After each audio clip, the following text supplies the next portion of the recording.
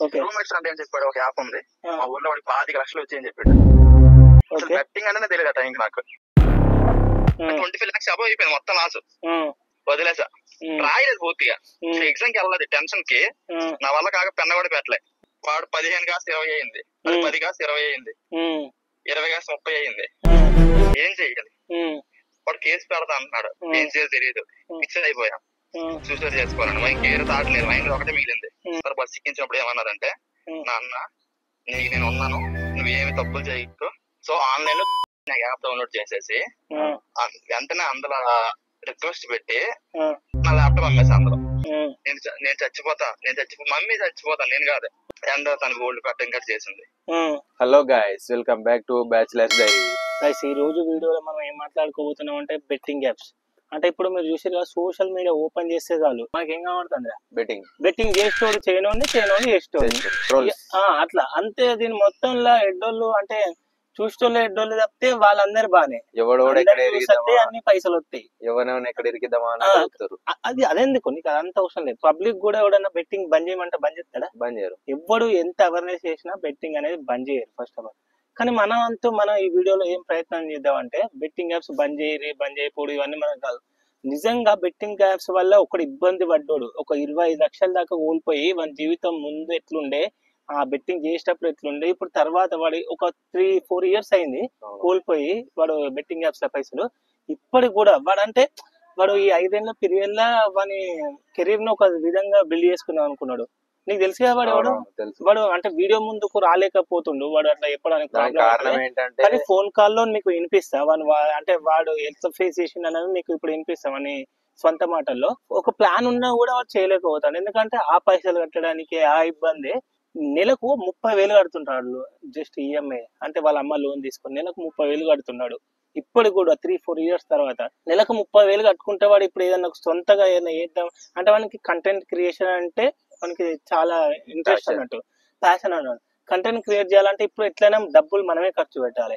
ఖర్చు పెట్టుడు కాక వాడు నార్మల్ బతకడానికి కూడా ఎంత కష్టపడుతుండో ఇవన్నీ తెలుసుకుందాం వాని సొంత మాటల్లో. మీరు ఎవరైతే బెట్టింగ్ కు ఎత్తుర్రో ఒక్కసారి వాని మాటలు విని మీరే నిర్ణయించుకోవాలి బెట్టింగ్ చేద్దామా లేదా అని. సో ఇప్పుడైతే మనం మా ఫ్రెండ్ కి కాల్ చేద్దాం, చూద్దాం వాని మాటల్లోనే ఇందాం బెట్టింగ్ గురించి, వాడు ఎట్లా నష్టపోయిందని. రింగ్ అవుతాం.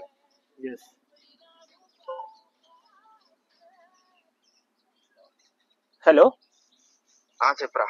ఇక్కడ ఉన్నావు? నేను రూమ్ లోనే ఉన్నా.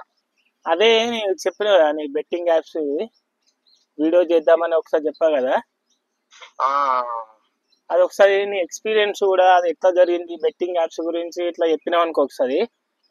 ఇప్పుడు డైరెక్ట్ వీడియో రికార్డ్ చేస్తున్నా అన్నట్టు. ఓకే, ఒకసారి నువ్వు అది ఎట్లా జరిగింది, ఎట్లా రన్ అయితే అసలు ఆ ప్రాసెస్ ఏందని చెప్తే మన వ్యూవర్స్ కూడా చూస్తారని ఫోన్ చేసిన. అంటే నా బీటెక్ సెకండ్ ఇయర్, అది బీటెక్ సెకండ్ ఇయర్ లో రూమ్ లో ఉండేవాడిని. ఓకే, ఉంటే ఒక ఫ్రెండ్ వచ్చింది, క్లాస్మేట్ వచ్చేసి ఓకే కట్టింగ్ చేస్తే 500 బయట ఆవిడేస్తానని చెప్పాడు అనమాట. బెట్టింగ్ ఐపీఎల్ అవుతుంది అప్పుడు. ఓకే, బెట్టింగ్ అయితే మా వాడు ఏం చెప్పాడు, ఇంకోటి ఏమంటే అరే బయట ఇస్తారులేదు తెలియదురా, ఫ్రెండ్స్ మధ్య డిస్కషన్స్ అయితే అవసరం అంటే ఆన్లైన్ వేసుకుంటే బెటర్ అని చెప్పాడు. అసలు బెట్టింగ్ అంటే తెలియదు ఆ టైంకి నాకు. బెట్టింగ్ అసలు ఎలా ఉంటుంది ఎక్స్పీరియన్స్ ఏంటి కూడా నాకు తెలియదు. అప్పుడు వాడు ఏం చెప్పాడు అంటే, మా ఫ్రెండ్ వెళ్ళిపోయాడు, అలా చెప్పాడు వేయని చెప్తే వెళ్ళిపోయాడు క్లాస్మేట్. రూమ్మేట్ ఫ్రెండ్ ఏం చెప్పాడు, ఒక యాప్ ఉంది మా ఊర్లో వాడికి 25 లక్షలు వచ్చాయని చెప్పిండు. 25 లక్షలు వచ్చారా, అప్పుడేం తీరిపోయి సూపర్ యాప్ అని చెప్తే ఆలోచించి 500 ఉంటే డిపాజిట్ చేశా. డిపాజిట్ చేస్తే ఫస్ట్ 500 పెట్టినావా నువ్వు బెట్టింగ్? ఫస్ట్ 500 తో స్టార్ట్ చేశా. యాప్ కూడా చెప్పు, ఇంటర్ఫేస్ బాగుంది అంత బాగుంది, 500 డిపాజిట్ చేశాను. అదే నా ఫస్ట్ రాంగ్ స్టెప్ అనమాట. చేసిన వెంటనే ఇన్ని ఓవర్కి వస్తాయి వేస్తాం కదా, అప్పుడు 3rd ఓవర్ వేద్దాం, ఈ ఓవర్కి 8 రన్లు వస్తాయి 9 రన్లు వస్తాయి అని అలా వేసా. 500 వేస్తే విన్ అయిపోయా. ఫస్ట్ ఎక్సైట్మెంట్ ఏంటి 1000 అయిపోయింది అని ఎక్సైట్మెంట్ అనమాట. ఆ తర్వాత ఇంకెవరికి చెప్పకుండా నాకేం డిపాజిట్ చేసుకుని ఆడడం మొదలు పెట్టా. వచ్చింది పర్లేదు, ఎందుకంటే అప్పుడు ఆ టైంకి లక్ ఉండేది అంతే. ఆ యాప్ లో ఇంకో ఫ్రాడ్ ఏంటంటే వర్చువల్ గేమ్స్ ఉంటాయి, అంటే బయట జరిగే లీక్స్ కాకుండా బొమ్మలు వాళ్ళు క్రియేట్ చేసింది మొత్తం. అది ఎంత గ్యాంబ్లింగ్ అంటే క్రియేట్ ఎలా తిరుగుతుంది అంటే కావాలని 6 బాల్ 6 పడాలని 6 డాట్లు వేస్తాడు. అలా ఉంటది లాస్ట్ లో. ఓకే. సో 500 డిపాజిట్ చేశాను, 1000 అయ్యింది, 2000 అయ్యింది, హ్యాపీ. వెంటనే లాస్ అయిపోయింది. లాస్ అయితే కొంచెం మైండ్ పని చేయలేదు. ఓకే. వెంటనే ఇంకేంటి ఇంటికి అడగటం, మమ్మీ ఇలా కావాలి అవసరం ముందుకు వచ్చాలని చెప్పి తీసుకోవడం, ఒక 5000 తీసుకోవడం. అంటే ఇంట్లో వాళ్ళకి తెలియదు వేసేది, ఎవరికి తెలియదు, రూమ్మేట్స్ కూడా సరిగ్గా తెలియదు, ఒకటిగా తెలుసు అంతే. ఓకే. సో డిపాజిట్ చేసా. డిపాజిట్ చేసిన తర్వాత మొత్తం 5,000 డిపాజిట్ చేస్తా. చేసేసి గేమ్స్ మొదలు పెట్టాను. ఇంకేంటి ఐపీఎల్ గేయటం, ఎందుకంటే అందులో ఎలాంటి ఈజీగా ఎర్న్ చేయొచ్చు, దీన్ని కూడా బిజినెస్ లో వాడొచ్చు. రేషియో ఉండదు కదా, 2 క్యాష్ అవుట్ ఉండదు యాప్ లో. అవును. అంటే మనీ వేస్తే మధ్యలో తీసుకోవచ్చు రేషియో బట్టి. అవును. సో లాస్ ఏ ఉండదు కనుక వేయడం మొదలు పెట్టా. ఓకే. అలా 5,000 వేయడం మొదలు పెడితే 2,000 వేస్తే అలా అలా ఈజీ అయ్యేది అనమాట. ఎర్నింగ్ బాగా వచ్చేది, లాస్ వచ్చేది కాదు అప్పుడు స్టార్టింగ్ లో. ఎంత ఈజీ అంటే ఎంతైనా మనీ సంపాదించవచ్చు అని మైండ్ సెట్ వెళ్ళిపోయి ఒక్కసారిగా. ఓకే. అందరికి తెలిసిపోయి, రూమ్మేట్స్ అందరూ వాళ్ళ ముందు ఆడేవాడిని. ఒక్కసారి లాస్ట్ లో గెలిచాను కదా చెప్పేసేవాడిని. నువ్వే ఆడేదా, మీ రూమ్మేట్స్ కూడా ఆడేదా? నేను ఆడేవాడిని, రూమ్మేట్స్ చూసేవారు. అంతేనా? అంతే. ఓకే. నాకు ఎవడైతే ఇందులో బెటర్ అని చెప్పాడు వాడు మాత్రం ఆ బెట్టింగ్ వాడు చెప్పాడు, ఇది వాడరా. ఎందుకు చెప్పుంటాడు? నువ్వు ఎప్పుడైనా ఆలోచించినావా వాడు ఎందుకు చెప్పుంటాడు నీకు దాని గురించి? వాడిని మనీ లేదేమో, వాడికి ఇంట్రెస్ట్ లేదు అని అనుకున్నా అంతే. ఓకే. అలాగా ఆడుతున్నాను లాస్ట్ స్టార్ట్ అయ్యాయి. ఓకే. కానీ నాకు నమ్మకం ఉంది కదా, ఒక మిస్టేక్ చేస్తే మిస్టేక్ చేయను కదా, ఎలా ఎర్న్ చేయొచ్చు.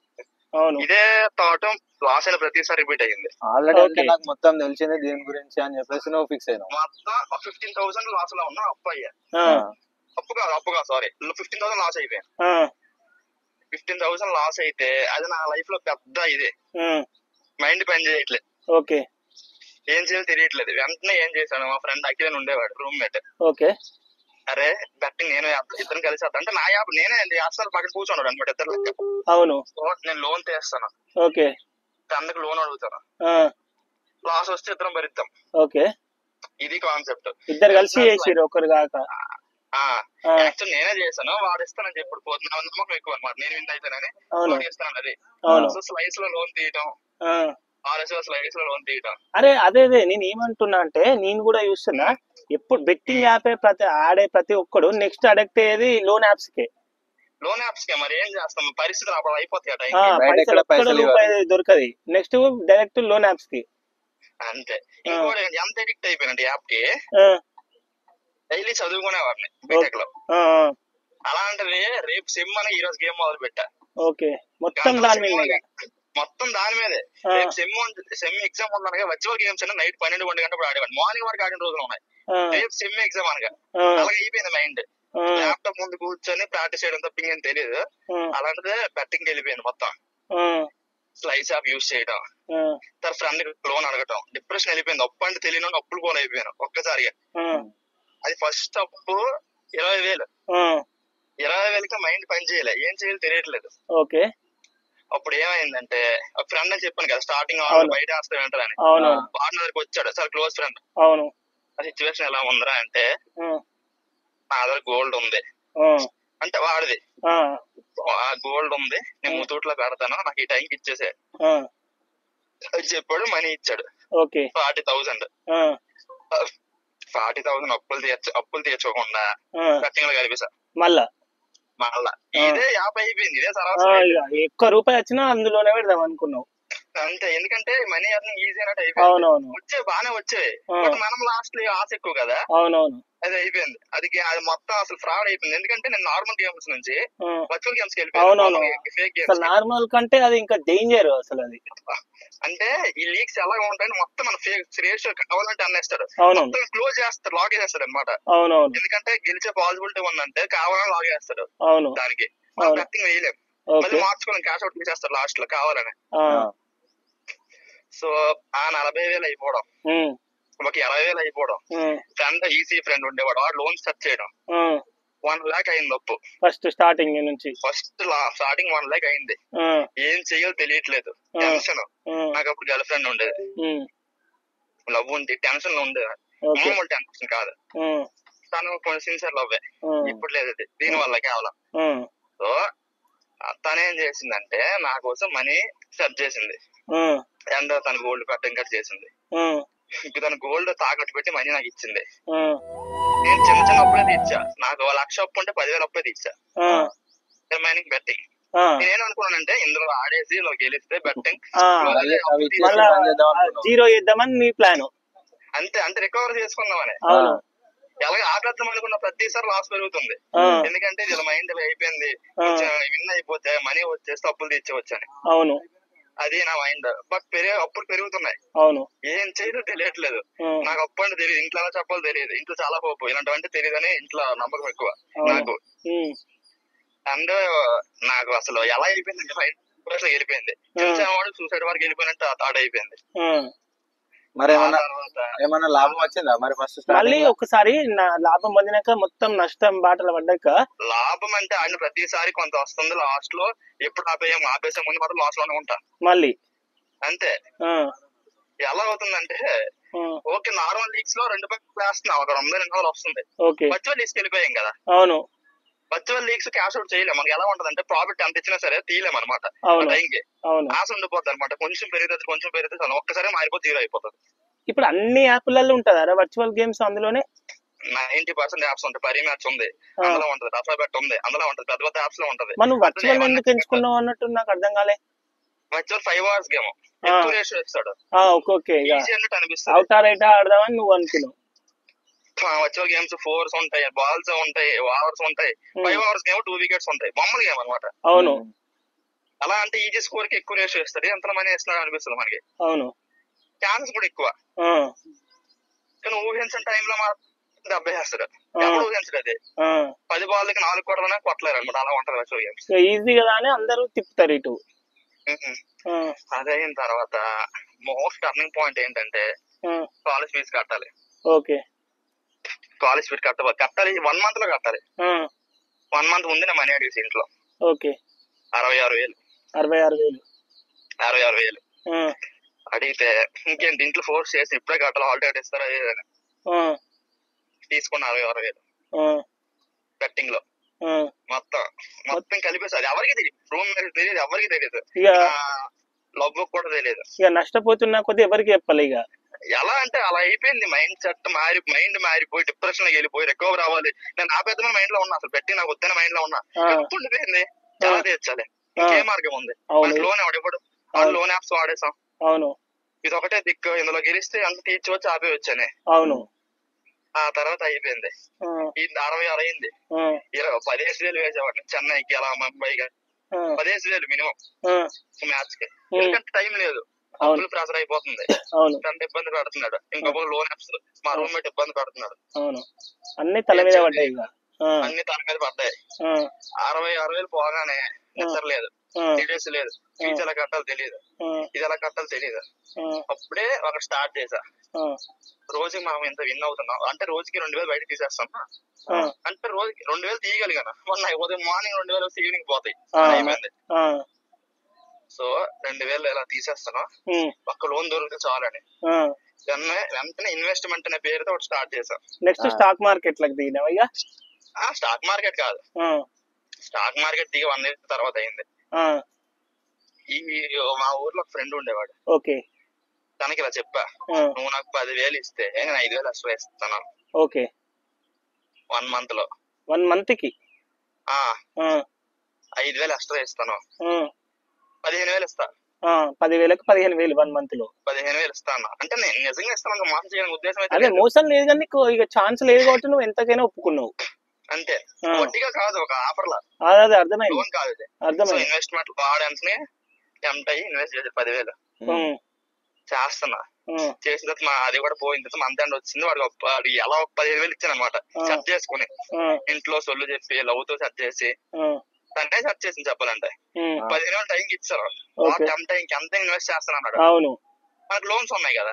అవును, ఏం చెయ్యాలి, కొన్ని ఏదైనా తీర్చడం అవుతుంది, తర్వాత పే చేసుకుంటే ఏదని చెప్పి వాడు 15 కాస్త 20 అయింది, 10 కాస్త 20 అయింది, 20 కాస్త 30 అయింది. వాడికి ఏంటి, నా ఎక్స్ అది నా లవ్ బంగారం పెట్టేది, ఆ మనీ అడిగి ఇచ్చేసేవాడిని. నా ప్రాఫిట్ రూపాయి మిగిలేదు కాదు. అదే పెరిగే కొద్దీ నాకు ఎంత లాస్ పెరుగుతుంది అనేది నేను లెక్క చేసుకోలేకపోయా. అయ్యా అందులోకి దీనాక నీకు అర్థం కాదు ఎంత పోతుందని. అసలు లెక్క పెట్టట్లే ఎంత లాస్ అవుతుందని. అవును, ఒక పక్క కరెక్ట్. ఇంకోటి ఏంటంటే నా లవర్ చైన్ అమ్మేసింది. అమ్మేసాడు డైరెక్ట్ గా అమ్మేసింది. ఇంట్లో డబ్బులు కాయటం అంతా అయిపోయింది. చాలా పెద్ద ఇష్యూ అయింది అంతలే. సో అయిన తర్వాత కాలేజ్ ఫీజు కట్టాలి, మళ్ళీ ఏం చెయ్యాలో తెలియదు, ఎంటీ మైండ్ అవుతుంది. నాది రెండు ఒకే ఒక సోర్స్ ల్యాప్టాప్. సో ఆన్లైన్ లో క్యాష్ అనే యాప్ డౌన్లోడ్ చేసేసి వెంటనే అందులో రిక్వెస్ట్ పెట్టి నా ల్యాప్టాప్ అమ్మేసి అందులో 21,000కి 21,000 అమ్మేసి కాలేజ్ లో ఎంత గట్ట హాల్ టికెట్ ఇచ్చారు. లాస్ట్ 2 ఎగ్జామ్స్ ఇవ్వలేదు. అంటే చీటీ ఇస్తారు అన్నట్టు, నేమ్ రాసి హాల్ టికెట్ నెంబర్ రాసి. హాల్ టికెట్ డైరెక్ట్ ఇవ్వరు. సో అన్ని ఎగ్జామ్స్ ఎలా అని ఎగ్జామ్స్ రాసేసా. ఎలా అయిపోయింది మైండ్, ఈజీ ఎగ్జామ్ కూడా రాయాలన్నంతగా అయిపోయింది. నా ఫేవరెట్ సబ్జెక్ట్ కూడా రాయాలన్నంతగా మారిపోయింది మైండ్. లైఫ్ ఎట్టిపోతుందో తెలియదు, అలా అలా వెళ్ళిపోతుంది. మళ్ళీ ఇన్వెస్ట్మెంట్స్ ఆఫర్ పెంచడం మొదలు పెట్టా. 10కి 20, 20కి 5. వాడు మా ఊర్లో ఇచ్చానని చెప్పాడు 20,000 నాకు ఇన్వెస్ట్మెంట్ చేశాడని. వాడు ఇంకోటి సెర్చ్ చేశాడు 50,000కి. వాడు ఇంకోటి సెర్చ్ చేశాడు 50,000, 60,000 వస్తుంది. మంత్ అన్నికి ఒకసారి ఇవ్వలేక ఇంత ఓన్లీ నీకు ఎంత ఇస్తానని చెప్పేసా డైరెక్ట్. అంటే 50తో కలిపి కాకుండా ఎంత ఎక్స్ట్రా ఇస్తాను డైరెక్ట్ డబల్. 50కి 20,000 ఇస్తాను. డబల్ కాదులే, 50కి డబల్ కాదు, 20 ఇస్తాను. 50 ఇవ్వలేక 20 ఇచ్చేసా. అది ఇంకా ఉంచేస్తాను ఇన్వెస్ట్మెంట్ చెప్పేసా. అది అలానే ఉంచేస్తాను. ఒరిజినల్ అమౌంట్ అట్లనే ఉంచి ఎక్స్ట్రా పైసలు ఇచ్చేసాం. ఆ ముగ్గురు ఇలాగే మొదలు పెట్టారు అనమాట. సరే నువ్వు అసలు అమౌంట్ ఉంచుకో, ఓన్లీ ప్రాఫిట్. అదే వాళ్ళకైతే అది వస్తుంది కదా లాభం, వాళ్ళు ఇచ్చేసారు పైసలు. నేను బెట్టింగ్ ఆపలేదు, చేస్తున్నా. బట్ నాకు లాస్ పెరుగుతూనే వస్తుంది, ఏం చేయాలో తెలియదు. అంటే ఇంటర్న్షిప్ మొత్తం ఎలా అయిపోయిందంటే అది 7 lakhs అలా దాటిపోయింది. దాటిపోతే ఇదే బిగ్ ఇన్వెస్ట్మెంట్ అన్నిటికన్నా. 2 lakhs ఒకటేసారి పెట్టేసినావా? పొలిటీషియన్ అతను, అంటే పొలిటీషియన్ కొడుకు. నాకు ఇన్వెస్ట్మెంట్ దొరికింది, ఇప్పుడు నాకు కూడా ఇచ్చాడు. ఎందుకంటే సెర్చ్ చేశారు అలా ఫ్రెండ్స్ అక్కడ ఊర్లోనే. సో తను ఏంటంటే బ్రో 2 lakhs ఇస్తాను, 2 lakhs ఇస్తాను, నాకు ఈ టైంకి ఇచ్చేసే. అంటే నాకు డబుల్ అమౌంట్ వద్దు, 6 months 7 months తీసుకో, అందులో 50% ఇచ్చేసే. ఇచ్చిండు. అప్పుడు ఇంటర్న్షిప్ వెళ్ళిపోయాను భువనేశ్వర్, ఒడిశా. అవును. ఫస్ట్ 1 lakh ఇచ్చారు, మళ్ళీ 2 lakhs ఇచ్చాడు, వెంటనే వేసిండు. ఆ 2 lakhs తో నేను ఈ వేరే అప్పులు తీర్చా. అవును, అర్జెంట్. ఎవరికి మోసం చేయని ఉద్దేశం అయితే నాకు లేదు, అసలుదే ఇచ్చారు మైండ్ సెట్ ఉన్నా. సో ఏమైందంటే చిన్న చిన్న అప్పులు తీర్చడం, ఫీజు కట్టేయడం, ఇవన్నీ జరిగాయి. జరిగిన తర్వాత వీడికి మనీ ఇవ్వడానికి లేదు. అవును, సూసైడల్ దాటికి వెళ్ళిపోయా. వెళ్ళిపోయిన తర్వాత అర్థమైపోయింది మరి ఇంకేం చేసినా ఎన్ని చేసినా ఇటు తీరవు, వేరే మార్గం లేదు. ఇంట్లో చెప్తే గుండె అయిపోతే వాళ్ళు ఇప్పుడు తేలేరు. ఏం చేసినా ఎన్ని చేసినా ఇటు తీరవు, వేరే మార్గం లేదు. ఇంట్లో చెప్తే గుండె అయిపోతే వాళ్ళు ఇప్పుడు తేలేరు. అక్కడ కూడా పరిస్థితులు బాగాలేదు. అసలు ఎలా చెప్పారు ఇంట్లో, అలా నీ యాంగిల్ ఊహించలేదు. ఒక పక్క లవ్ ఏడుపు, నేనేమైపోతానేమో అని. ఇంకో పక్క ఫ్రెండ్స్ అంతా పట్టించుకునే ఫ్రెండ్స్ లేరు. మనం ఎలా అంటే మనం 10 రూపాయలు పెడితే తీసుకొని ఎంజాయ్ చేసే వాళ్ళు ఉన్నారు తప్ప హెల్ప్ చేసే వాళ్ళు లేరు. అప్పుడు ఏం చేయాలో తెలియదు. ఒక పక్క వీళ్ళు గ్రూపే క్రియేట్ చేస్తా ఇన్వెస్టర్స్ కి, పెరిగిపోయారు నాకు ఒక్కసారిగా చిన్న చిన్న వాళ్ళు. చర్చ్ లో ఫ్రెండ్స్ ఇలా చేస్తాను 10 lakhs అబౌవ్ అయిపోయింది. 10 lakhs అంటే నేను 10,000 కూడా నా చేతిలో ఉండవు చెప్పాలంటే. అవును, 10 lakhs చాలా తీరుస్తావు. ఒకేసారి ప్రెజర్ స్టార్ట్ అయిపోయింది. ప్రశాంత్ ఎప్పుడు ఇస్తావు. అదే టైం గడిచిన కొద్దిగా మళ్ళీ అడుగుతారు, ఏం చేయాలో తెలియట్లేదు. వాళ్ళకి డిస్కషన్ స్టార్ట్ చేస్తారు బ్యాడ్ గా ఊర్లో అలా, ఇది స్కామ్ ఫ్రాడ్ అని. చెప్పాల్సింది ఎవరికి అన్యాయం చేయలేదు. ఇంకోటికి అసలు అమౌంట్ కాకుండా ఎక్స్ట్రా ఇచ్చాను. ప్రతిసారి వాడు ప్రాఫిట్ ఇచ్చాను. లాస్ట్ లో ఎప్పుడు ఎంత ఇన్వెస్ట్ చేసి అంత అమౌంట్ ఇచ్చాను. చెప్పాలంటే నా 1 lakh ఇంకా ఎక్స్ట్రానే ఉండాలి దగ్గర మొత్తం కౌంట్ చేస్తే. కానీ వాడే నన్ను బ్యాచ్ చేసాడు ఊరంతా. అంటే ఇటు ఫ్రాడ్, నాకు అమౌంట్ ఇవ్వాలి 2 lakhs, నాకే వస్తుంది ఇంకా 70, మళ్ళీ తర్వాత 75,000 ఇవ్వాలి, గొడవ మొత్తం చేశాడు. చాలా బ్యాచ్ చేశాడు. ఇప్పుడు నిజం ఎవరు తెలియదు, ఎందుకంటే నేనే ఇంకా ఎక్స్ట్రా ఇచ్చాను. ఇప్పటికీ ఊర్లో తెలియదు. వాడు మాత్రం ఊరంతా బ్యాచ్ చేశాడు. అదేమో మొత్తం ఒక్కూరే, మొత్తం ఇన్వెస్టర్స్ అందరూ ఒక్కూరే. చిన్న చిన్న అమౌంట్ మా క్లాస్మేట్స్ అలా. పోలీస్ స్టేషన్ 2 lakhs ఇచ్చానని చెప్పాడు కదా, అవును. వాడికి వీడు చెప్పాడు, ఉమ్, వాడు బ్రో నాకేం ప్రాఫిట్ వద్దు, అమౌంట్ నాకు ఇచ్చా అంటున్నాడు. అది ఎక్కడ ఉంది అమౌంట్? అవును. ఏం చెయ్యాలి? ఉమ్, వాడు కేసు పెడతా అంటున్నాడు. బ్రో కొంచెం నా సిచ్యువేషన్ బాగాలేదు, ఇస్తాను, కొంచెం అర్థం చేసుకో, కొంచెం టైం కావాలి, నాకు నీ అమౌంట్ వద్దు, ఎక్స్ట్రా ఇస్తాను, వడ్డీతో సహా ఇస్తాను చెప్పా. అయినా సరే వదలట్లేదు. కేసు అంటాడు, అది అంటారు. ఇక్కడ ఏమన్నా ఫ్యూచర్ ఇదైపోతుంది, ఏం చేయాలో తెలియదు, ఫిక్స్ అయిపోయా. సూసైడ్ చేసుకోవాలని, మైండ్ సూసైడ్ చేసుకోవాలని, మైండ్ కేర్ తాట్లేదు, మైండ్ ఒకటే మిగిలింది, రైల్వే స్టేషన్కి వెళ్ళిపోవాలి, సూసైడ్ చేసుకోవాలి, ఒక్కటే మిగిలింది. రేపు సూసైడ్ చేసుకుంటున్నాను అని డిసైడ్ అయిపోయాను మొత్తం. ఈ రోజు నైట్ ఇది, రేపు పక్క ఇంక వేరే మార్గం లేదు, ఇదే ఇంకా వేరే నాకు లేదు. వెంటనే మా లవ్ ఫోన్ చేసింది, నీ అప్పులు నేను తీరుస్తాను రా అని చెప్పింది. అంటే అబద్ధం యాక్చువల్ గా, నేను చేసుకుంటే భయం మీద. వెంటనే ఊరు వచ్చాను, ఊరు వచ్చేసరికి నువ్వు మీ ఇంటికి వెళ్తే మా ఇంటికి రా అని చెప్పింది. మా ఇద్దరు ఒకే ఊరు. సో వాళ్ళ ఇంటికి వెళ్ళేసరికి వాళ్ళ అమ్మ కూర్చొని ఎదురుగా, వాళ్ళ అమ్మగారు కూర్చొని ఎందుకు ఇలా చేసావు, ఏమైంది, ఎంత అప్పు ఉన్నావు మొత్తం అడిగింది. అప్పటికే మా ఇద్దరు ఫ్రెండ్స్ అనుకుంటున్నారు అందరూ,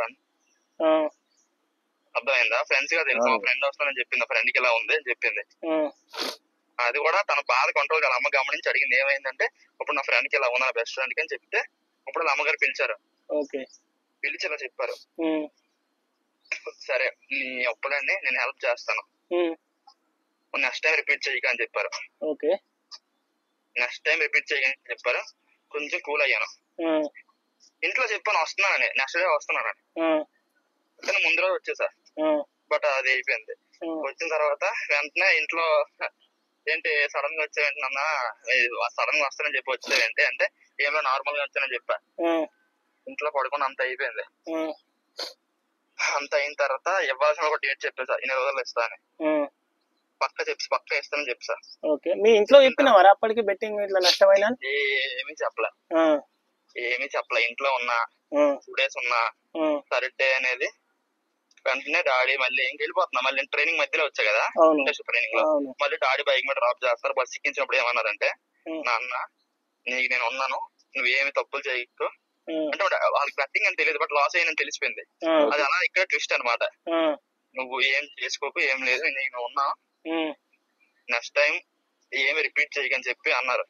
నాకు ఏడుపు వస్తుంది, కంట్రోల్ చాలా ఏడుపు వచ్చింది. ఇదేంటి ఎలా అంటున్నారు సడన్ గా, ఎప్పుడు లేదా?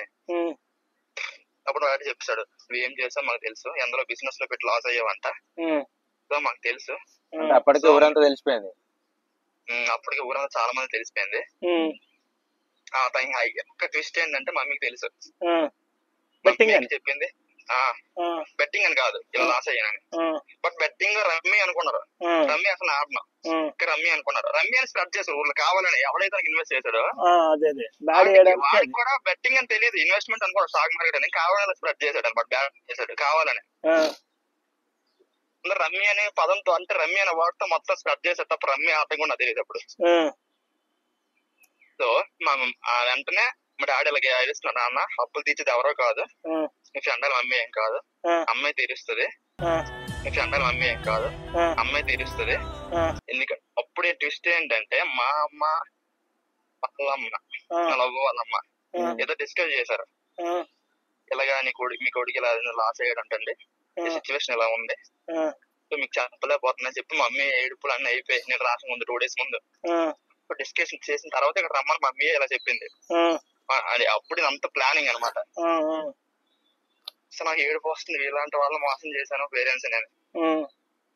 ఎలా అంటే రిగ్రెట్, లైఫ్ లో బిగ్ రిగ్రెట్. మా డాడీ ఇలా చెప్పడం, ఇంకో పేరెంట్స్ అయితే కొడతారు, తిడతారు, ఏం చేస్తారు, వీళ్ళ బాధ కూడా నాకు కనిపించకుండా చేశారు. మమ్మీ కూడా ఒక్కదా ఏడ్చింది వంటగదిలోకి వెళ్ళంట, బట్ నాకు తెలియనివ్వలేదు అది. ఒక నా కంట్లో కూడా వాటర్, టెన్షన్, మనశ్శాంతి లేదు. ఊరు వచ్చిన తర్వాత పేరెంట్స్ తో గడపలేకపోవడం, పడుకొని చాలా రోజులు అయింది నిద్రపోయి. మరి అంతా అయిపోయినాక ఆపేసినావా మరి? దీని తర్వాతనే మళ్ళీ ముందరికి వెళ్ళినాం. అదే చెప్తున్నా. అయిన తర్వాత డాడీలు బస్సు ఎక్కించారు. ఎక్కించిన తర్వాత ఇంకేంటి, ఒక మమ్మీలు బ్యాంక్ లో లోన్, అప్పుడు అప్పు అంటే మాకు తెలియదు, మా ఫ్యామిలీలో బ్యాంక్ లో లోన్ తీసుకోవడం, ఒక్కొక్కరికి ఎంత లెక్కలు వేసుకోవడం, ఇచ్చేయడం, క్లియర్ చేయడం అయింది. మొత్తం క్లియర్ చేసినావు అప్పులు? మొత్తం క్లియర్ చేసి చిన్న అప్పు ఉండిపోయింది. 50,000 ఉండిపోయింది రిలేటివ్. సో మా రిలేటివ్ సొంత ఎలా చెప్తాను ఇంట్లో. 50,000 ఉండిపోయింది రిలేటివ్, ఎలా చెప్పాలో తెలియదు. సో ఆ ప్రాబ్లమ్స్ వస్తాయి, ఫ్రీ బాగా మాట్లాడుకోలేరు, ఏం చేయలేదు తెలియదు. అంతా అయింది, ట్రైనింగ్ అయిపోయింది, ఫ్రీగా ఉన్నాను. తర్వాత వెళ్ళిన మార్గం రాంగ్ అని తెలిసిపోయింది. మొత్తం బెట్టింగ్ అంతా ఆపేశాను. కొద్ది రోజుల తర్వాత మైండ్ లో చిన్నప్పుడు ఉండిపోయింది కదా, స్టాక్ మార్కెట్ చేద్దాం అనిపించింది. స్టాక్ మార్కెట్ తో డీల్ చేద్దాం తెలియకుండా అనుకున్నావు. అనుకున్నా. మళ్ళీ ఇదొక రాంగ్ స్టెప్. వెంటనే ఫస్ట్ ఇన్వెస్ట్మెంట్ 1 lakh.